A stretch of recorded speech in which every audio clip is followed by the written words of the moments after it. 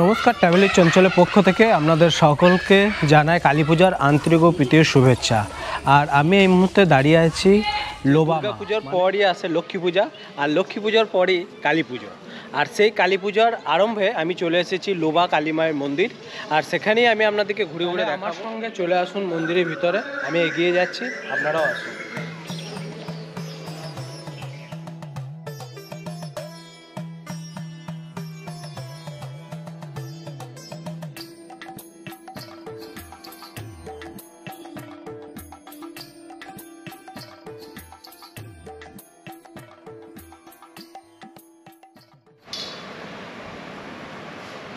ओम विष्णु ओम विष्णु ओम विष्णु तत्सत् ओम तत्सत् ओम ततो विष्णु परम पदम सदा पश्यन्ति सूर्यं दिविव चक्षुराततम् ओम तत्सत् ओम तत्सत् ओम अपवित्र पवित्र वा सर्वावस्थांगतोऽपि वा जस्सारे पुण्डरीकाक्षं सवज्जा अभ्यन्तर शुचियं माधव माधव वाचि हृदि सन्ति साधव सर्वे सर्व कर्जेषु माधवां शुक्लाम्बरं नं विष्णु शशिवर्णं चतुर्भुजां प्रारम्भे कर्मणां विप्र पुण्डरीकाक्षं शरध्वनि ओम नमो श्री हरि ओम नमो श्री हरि ओम नमो श्री हरि ओम तत्सत् ओम गंगे च यमुना चैव गोदावरी सरस्वती नर्मदे सिन्धु कावेरी जलेस्मिन् सन्निधिं कुरु ओम तत्सत् ओम तत्सत् ओम पुष्पे पुष्पे ओम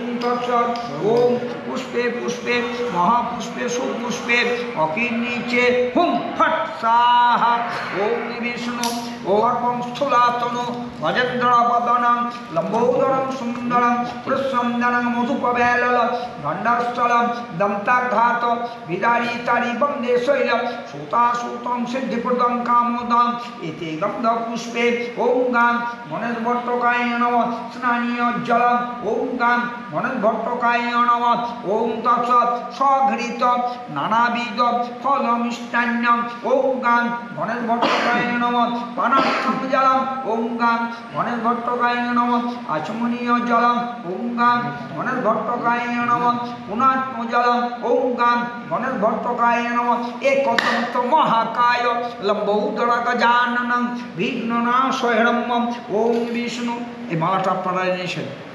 ওম বিষ্ণু আপনাদের তিনজনের নাম করতে বলুন। ওম বিষ্ণু ওম বিশেষ হলো তারপর চঞ্চল অধিকারী ভাষ্যভগত। হ্যাঁ চঞ্চল অধিকারী ভাষ্যভগত। ওম তৎস আশ্বিন মাসে কন্যা রাজ্যে কৃষ্ণপক্ষে একাদশাং দেব ভাষ্যভগত চঞ্চল কুমাদেব শর্মার নিরোগ দীর্ঘায়ু চঞ্চল কুমাদেব শর্মার সমস্ত মনোবাসনা মনস্কামনা মনো আকাঙ্ক্ষা নির্বিঘ্নে এবং উজ্জ্বলতর ভবিষ্যৎ চঞ্চল কুমাদেব শর্মার উজ্জ্বলতর ভবিষ্যৎ কৃতিত্ব প্রাপ্তি মনোবাসনা লাভ কামনার্থ নিমিত্তং ইদং গন্ধ পুষ্পমাল্যম মহাকাল ভৈরব শৈত্যবাসিনী ক্রীং শ্রীমৎ দক্ষিণা কালিকা চরণে নিবেদামি বিটি ঐদ্যন্ত প্রভক্ত চঞ্চল কুমার দেব শর্মার মনোবাসনা পূর্ণ ओम विष्णु ओम तत्सत् ओम धाय सवित्र मध्यवर्ती मंडल नारायण सरसिजासन केवरवान कनक कुंडलवान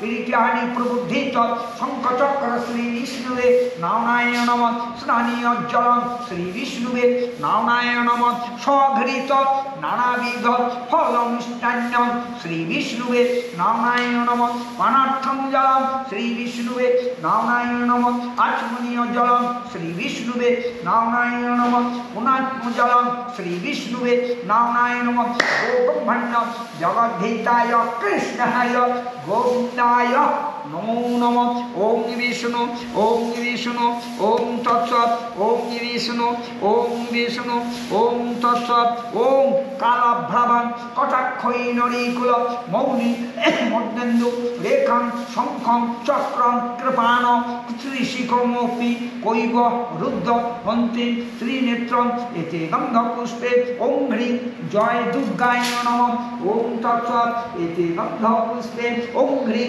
জয় দুর্গায় নমঃ ওম তৎসৎ স্নানীয় জলম ওম হ্রিং জয় দুর্গায় নমঃ বিষ্ণু ওম বিষ্ণু ওম বিষ্ণু ওম বিষ্ণু ওম বিষ্ণু ওম বিষ্ণু ওম বিষ্ণু ওম বিষ্ণু ওম পুরোহিতের কাছ থেকে কিছু শুনে নেব এই লোবা কালীর সম্পর্কে। সবারই কথা শুনবে এ টু জেড, যে যেমন ডাক দেন তার তেমনি ফল, 110% গ্যারেন্টি। আমি কোনো ভক্ত আর মুখ আমি শুনি নাই, আমি শুনিব না। আমি বলবো আমার কথা শুনছে আমার বিটি বদ্ধপরিকর। টেললেট কোনো ভক্তার মুখে আমি শুনি নাই, আমি শুনবো না। আমি যখন বলবো আমার বিটি আমার কথা শুনতে বদ্ধপরিকর, তবে আপনাদের ডাকের উপর নির্ভর। যে যেমন ডাকবেন তার তেমনি কথা শুনতে বাধ্য। শোনা করব মনোবাসনা পূর্ণ। ওম শান্তি। নমস্কার ঠাকুরমশাই, প্রথমে আপনাকে আসন্ন দীপান্বিতা কালী পুজোর আগাম আন্তরিক প্রীতি ও শুভেচ্ছা জানাই। আমরা আগেও লোবা মায়ের কাছে এসেছি এবং তার সান্নিধ্য লাভ করেছি। কি জীবন্ত? মা জীবন্ত মানে আমি আমার কর্মজীবন থেকে অবসর গ্রহণ করার পর এই মায়ের পূর্ণ দায়িত্ব নিয়ে সেবা পুজো অবসর জীবন থেকে শুরু করেছি। ইংরেজির 2017 সালের 1 ফেব্রুয়ারি আমি আমার কর্মজীবন থেকে অবসর গ্রহণ করার পর আমি এই লোয়ার দক্ষিণা কালী মায়ের পূজার সম্পন্ন করছি এবং দায়িত্বভার গ্রহণ করেছি। এই মায়ের অ্যাকচুয়াল আসল প্রতিষ্ঠাতা হচ্ছেন রামেশ্বর দণ্ডী। রামেশ্বর দণ্ডী এই মাকে প্রতিষ্ঠা করেন। এই রামেশ্বর দণ্ডী যখন লোবা থেকে চলে যান তখন এই চক্রবর্তী বংশের প্রথম পুরুষ শ্যামচাঁদ চক্রবর্তীর হাতে এই মাকে অর্পণ করে যান। উনি শ্যামকে ডেকে বলছেন, শ্যাম তুই আমার মায়ের পুজোর দায়িত্ব নে। কিন্তু প্রবাদ বাক্য আমার পূর্বপুরুষের মুখ থেকে পরপর শুনে আসছি, শ্যাম কিন্তু প্রথমে রাজি হয় নাই। উনি অন্যায় বলছেন, বাবা আমি করব পুজো, আমার প্রজন্ম বংশধররা করবে কিনা সেটা আমি বলতে পারছি না। তখন দণ্ডী বাবা স্বয়ং বলে, ঠিক আছে তুই এখন আমার মায়ের দায়িত্ব গ্রহণ কর, পুজো সম্পূর্ণ কর, তারপর যদি আমার মা ঠিক থাকেন বংশানুক্রমে আমার মায়ের পুজো হবে। এই বলে উনি কাশীধাম চলে যান। তখন থেকে শ্যামচাঁদ চক্রবর্তী মায়ের পূজার ভার গ্রহণ করে রামেশ্বর দণ্ডীর প্রথা মতো উনি পূজা নিষ্পন্ন করেন। বর্তমানে মায়ের আপনি কততম সেবক? বর্তমানে আমি হচ্ছি 10তম সেবক। 10ম সেবক, আচ্ছা। আর বাংলার মানুষ যারা লোবা মায়ের ইতিহাস সম্বন্ধে এখনো পরিচিত নন এবং বেশ কিছু নির্দিষ্ট মা কালী মন্দিরে তারা যাওয়া আসা করেন, সেক্ষেত্রে আপনি কি বলবেন? বীরভূমের একটি প্রত্যন্ত জায়গায় হ্যাঁ লোবা মা রয়েছে, বাংলার মানুষকে কি বলবেন? এই বাংলার মানুষ কিভাবে এই লোবা মাকে বাড়ি থেকে দূর থেকে অনুভব করতে পারবে? আচ্ছা, আমি একটি ঘটনা বলি, সত্য ঘটনা। দূর থেকে ডাকলে মা সাড়া দেয়, আমি চাক্ষুষ প্রমাণ দিছি। হ্যাঁ, ধরুন যারা আসতে পারছেন না, যারা আসতে চান কিন্তু এখনো জানেন না যে কোথায় এই অলৌকিক মা আছেন, হ্যাঁ, তবে তারা যদি এই ইউটিভি মাধ্যম সার্চ করেন লোবার মায়ের ইতিহাস সম্পূর্ণ ডিটেলস পাবেন। যেমন আমি একটি সত্য ঘটনা বলছি। আসাম নিবাসী ঋতুরঞ্জন শেঠিয়া, আসাম নিবাসী, ওনার সঙ্গে আমার দুবেলায় মোটামুটি কথা হয় বাই টেলিফোন। ঋতুরঞ্জন শেঠিয়া বাবু ইউটিভির মাধ্যমে মাকে ডেকেছিলেন এবং ইউটিভির মাধ্যমে আমার মোবাইল নাম্বার ছিল। সেই মোবাইল নাম্বার ধরে উনি আমাকে টেলিফোন করেন। সেদিন আমি ছিলাম, আজ থেকে প্রায় 40-41 দিন আগে আমি শিউড়িতে ছিলাম। ওনার টেলিফোন আসে আননোন নাম্বার, আমি ফোনটা ধরলাম, নিয়ে উনি আমাকে বললেন, আপনি চক্রবর্তী বাবু? আমরা হ্যাঁ আমি চক্রবর্তী বাবু। আপনি আমাকে আমার প্রাণ ভিক্ষা দেন। আমার দেখুন ঋতুরঞ্জন বাবু, আমার তো সে ক্ষমতা নাই প্রাণ ভিক্ষা না। আমাকে গোটা আসাম সমস্ত ডাক্তার চিকিৎসক সম্প্রদায় আমাকে জবাব দিয়েছেন। উনি বললেন যে আপনার লিভার ড্যামেজ, খেতে পারেন না, মৃত্যুর সঙ্গে লড়াই করে বেঁচে আছেন। তো আমি ইউটিউবের মাধ্যমে লোবার মাকে আমি দেখে সঙ্গে সঙ্গে মায়ের কাছে আমি প্রাণ মা আপনি ছাড়া আমার কেউ নাই, আপনি আমাকে প্রাণ ভিক্ষা দেন। তখন থেকে নিয়ে তারপর আপনার নাম্বারটা আমি পেলাম ইউটিউবের মাধ্যমে মনে হয়, নিয়ে আপনাকে আমি ফোন করছি, আপনি মাকে বলুন আমি যেন প্রাণ ভিক্ষা পাই। আমি তখন ঋতুরঞ্জন বাবুকে বললাম ঋতুরঞ্জন বাবু আপনি মাকে ডাকুন, আমি তো বলবো, আমার তো ক্ষমতা নাই, যা করবেন আমার মা, আপনি ডাকুন, আশা করি ফল পাবেন। তারপর দিন থেকে আমি শিউরির দিকে এসে ঋতুরঞ্জন বাবুর সম্পর্কে আমি মাকে ওনার নামে, উনি বলছেন আপনি আমার নামে পুজো সংকল্প করুন, আমি ঋতুরঞ্জন বাবুর নামে সংকল্প পুজো করতাম। এমনি আজকে মোটামুটি 40 দিন হয়ে গেল, 40 দিন করতে ডেলি আমার সঙ্গে দুবেলা কথা হয়, সকাল এবং সন্ধ্যা। উনি আমাকে রিপোর্ট দেন, ফিডব্যাক দেন, আজ কেমন কাল কেমন। এখন ঋতুরঞ্জন বাবু ইউটিউবের মাধ্যমে মাকে দেখে তার মায়ের মূর্তির দর্শন করে দেখে সম্পূর্ণ নিয়ম, কোথায় লিভার ড্যামেজ, কোথায় কি সাক্ষাৎ এমন আপনি ডাকবেন, ডাকলেই আপনি ফল পাবেন। আমিও মাকে বলবো, কারণ যারা আসতে পারবেন না, লোবার মাকে যদি ইউটিউবের মাধ্যমে মূর্তির দর্শন করে এবং ডাকে, তারা বাড়িতে বসেই ফল পাবে। এটাও আমার 100% বিশ্বাস। পাবে, ডাকলেই মা শুনবে কথা, জাগলেই মা শুনবে। আর আমি যখন বলবো আমার কথা শুনতে আমার মা বাধ্য। এই কালকের একটি ঘটনায় যদি শুনুন, এই কালকের ঘটনা সন্ধ্যে 7টায়, তার নাম হচ্ছে অনুরাধা দাস। অনুরাধা রানী পেটের যন্ত্রণায় অসহ্য, ডাক্তার বলে ইমিডিয়েট অ্যাডমিশন কত। ওরা আমার ভক্ত একবার এসেছিল, 2 বোন, অনুরাধা ছোটো বোনটা। অনুরাধা কাল ভীষণ অসুস্থ, উদরের যন্ত্রণায় ছটফট মৃত্যুর সঙ্গে। উনি ওনার ছোটো বোন আমাকে ফোন ধরলে, এই আমার 2 বন্ধু এরা ছিল, এদের সামনেই আমার কথা যে কাকু আমরা এখন কী করি, ডাক্তারখানা না হসপিটাল। আমি জিজ্ঞেস করলাম কার নাম, আমার দিদি অনুরাধা।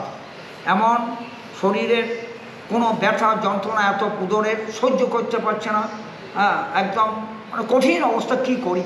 আমি তখন বললাম তোমার দিদির কাছে তুমি রয়েছো, ওর নামটা আমি ভুলে গেলাম, দিদির নাম অনুরাধা। হ্যাঁ কাকু আমরা আছি। তো আমি বললাম তুমি দিদির মাথাতে তুমি হাতটি দাও, এবং আমি মাকে বলি ওনার নাম অনুরাধার নামে সংকল্প, আমি রাস্তায় 2 বন্ধুর সামনে আমি সংকল্প করি, এবং মাকে বললাম মা আপনি অতি সত্বর অনুরাধার দ্রুত আরোগ্য শারীরিক শক্তিপ্রাপ্তি আপনি প্রদান করুন। আমি মন্ত্র করে বললাম, উনি সব করলেন। আমি বললাম তুই আমাকে কালকে কিন্তু রিপোর্টটা দেবে, ডাক্তার আনা যাওয়ার জন্য আমার দেখো কিছুক্ষণ। তো যাই হোক, আজ সকালে রিপোর্ট, অনুরাধা সম্পূর্ণ সুস্থ। আমার বলে কাকু আপনি বলার পর, মাকে বলার পর 8 ঘন্টার মধ্যে আমার দিদি বসতে পারছিল, সুতরাং সুস্থ। আজই সকালে আমাকে রিপোর্ট দিয়েছে, তেমনি দেখেছে ফল। এখানে আসতে কোনো মানে নাই, আমি বলছি মাকে যেখান থেকে ডাকবে সেইখান থেকে সারা পাবে এবং মনোবাসনা পূর্ণ করতে পারবে। সেই মা জ্বলন্ত মা, জীবন্ত মা, জীবন্ত মা আমাকে প্রাণ দিয়েছে। আমি কোল ইন্ডিয়ায় ঘটনাটা বলেছি, কোল ইন্ডিয়ায় জীবন্ত মাকে নিয়ে এসছে, জীবন্ত মা, জ্বলন্ত মা, জীবন্ত মা, জীবন্ত সব কিছু। মায়ের মা এক শক্তি সব জায়গায়। আচ্ছা, মাকে যদি কেউ ঘর থেকে ডাকতে চায় বা বাড়ি থেকে ডাকতে চায়, সেক্ষেত্রে কি করবে? কোনো নিয়ম নিষ্ঠা আছে? না, কোনো নিয়ম নিষ্ঠা নাই, কোনো নিয়ম নাই, ডাকলেই সারা পাবে। শুধু মাকে ডাকলেই হবে, মাকে ডাকলেই হবে, আর কিচ্ছু করতে হবে না। একটাই জিনিস জানতে চাই, কিভাবে আসবেন তারা? আচ্ছা, কিভাবে আসবেন? আর দ্বিতীয় কথা হচ্ছে আপনাকে ফোন কখন করবেন, আর ফোন নাম্বার কি দেওয়া যাবে কি দেওয়া যাবে? ফোন নম্বর আমার ফোন নম্বর অ্যাভেলেবেল। লোবার কালীগঞ্জ আছে, বাই রেল যোগাযোগ দুবরাজপুর রেল স্টেশন কিংবা বোলপুর রেল স্টেশনে নামতে হবে। ওখান থেকে ডাইরেক্ট বাস ধরে তরুলিয়া মোড় কিংবা জয়দেব মোড়ে নেমে টোটো করে লোবার কালী মন্দির। দুবরাজপুরের রেল স্টেশন নামলে টোটো করে লোবার কালী মন্দির, 150 টাকা মতো কি 200 টাকা ভাড়া হয়েছে, এবং জয়দেব মোড় থেকে 150 টাকা ভাড়া একদম লোবার কালী মন্দির। কোনো রেল যোগাযোগ বা বাস বর্ধমান থেকে সিউড়ি, বর্ধমান সিউড়ি কলকাতা বাসগামী বাস ধরলে তরুলিয়া মোড় কিংবা জয়দেব মোড়ে নেমে ডাইরেক্ট লোবার কালী মন্দির। আমার কন্ট্যাক্ট নাম্বারটা, আমার কন্ট্যাক্ট নাম্বার হচ্ছে 8016986847। আচ্ছা, এই বছর অর্থাৎ 2025 কালী পুজোয় নতুন কিছু মায়ের জন্য হচ্ছে কি? মায়ের মন্দিরে পুজো বা যে রিচুয়ালস রয়েছে তাতে নতুন কিছু অ্যাড হচ্ছে কি? না, নতুন বিষয় না, যেটা হয়ে আসছে সেটা চিরাচরিত যে প্রথা রয়েছে, হ্যাঁ সেই প্রথা, নতুন কিছু না, নতুন কিছু।